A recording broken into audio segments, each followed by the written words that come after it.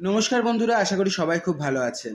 তিলোত্তমার বিচার চাই, এই কথাটা বলতেই অনেক আগুন জ্বলে ওঠে বুকের মধ্যে, অনেক আবেগ, অনেক প্রতিবাদের রসদ যোগায় আমাদের জীবনে।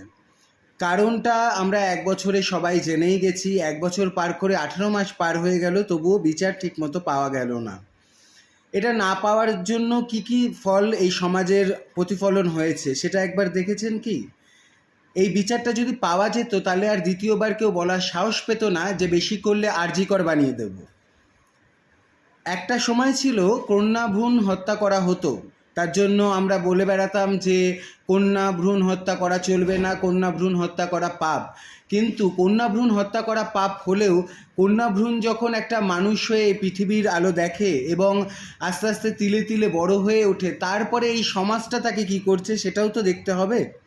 কিছু কিছু মানুষ এটা মনে করছে যে এই ধরনের প্রতিবাদ বা এই ধরনের কথাবার্তা বলে নাকি কোটি কোটি টাকা ইনকাম করা যাচ্ছে। আচ্ছা বলুন তো, কোন বাবা মা নিজের সন্তান হারানোর পর তার মৃত্যুটাকে দেখিয়ে কোটি কোটি টাকা ইনকাম করবে এবং সেই টাকাটা ভোগ করার মতো মানসিকতা রাখে?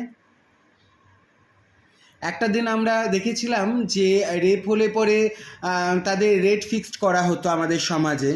কিন্তু এই ধরনের কোটি কোটি ইনকাম করা যদি এই ধরনের সস্তা হতো, তাহলে তো মানে ঈশ্বর না করুক, যারা এই ধরনের কথাবার্তা বলছে তাদের ঘরের কন্যা সন্তানরা যদি কোনো দিন এই ধরনের পরিস্থিতির মুখোমুখি হয়, তারা কি সেই কোটি টাকা ইনকাম করার মানে লালসায় সেদিনকে উৎসব করবেন? নাকি আজকে যেমন তিলোত্তমার বাবা মা তার দোরগোড়ায় গিয়ে ভিক্ষা চেয়ে বেড়াচ্ছে বিচারের জন্য, প্রতিবাদের যতগুলো রাস্তা দেখতে পাচ্ছে ততগুলো রাস্তায় হেঁটে চলেছে, সেই ধরনের কাজগুলো তারাও করতেন? একবার ভেবে দেখবেন তো। নিজেদের একটা ব্যক্তিসত্তা আছে, আমাদের নিজেদের ব্যক্তিসত্তাটাকে জাগিয়ে তুলে তারপর নিজেদেরকে প্রশ্ন করবেন যে কোন জায়গাটায় দাঁড়ানো আমাদের উচিত।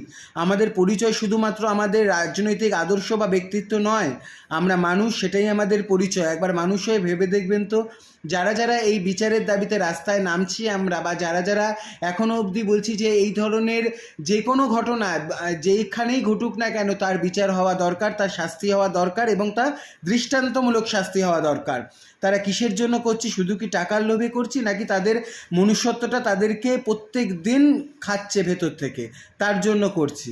যারা বলছে তাদের প্রতি আমার কোনো রাগ নেই, তাদের প্রতি দয়াই হয়। কেননা একটা টাইমের পর মানুষ কিন্তু মানুষই থাকে, কিন্তু রাজনৈতিক ব্যক্তিত্বরা হারিয়ে যায়। কেননা রাজনৈতিক ব্যক্তিত্ব আজকে আছে, 5 বছর পরে সে পাল্টে যাবে কি না তার কোনো গ্যারেন্টি নেই, কিন্তু মানুষ কিন্তু মানুষই থাকবে। কিন্তু আজকে যারা এই ধরনের কুৎসা রটানোর চেষ্টা করছে বা এই ধরনের বাজে কথা বলে মানুষকে ডিমোটিভেট করার চেষ্টা করছে, তাদের বাড়িতে যদি এই ধরনের ঘটনা ঘটে বা তাদের হাতে যদি এই ধরনের নোংরা রাজনৈতিক ক্ষমতা না থাকে, সেদিনকে তারা কি করবে?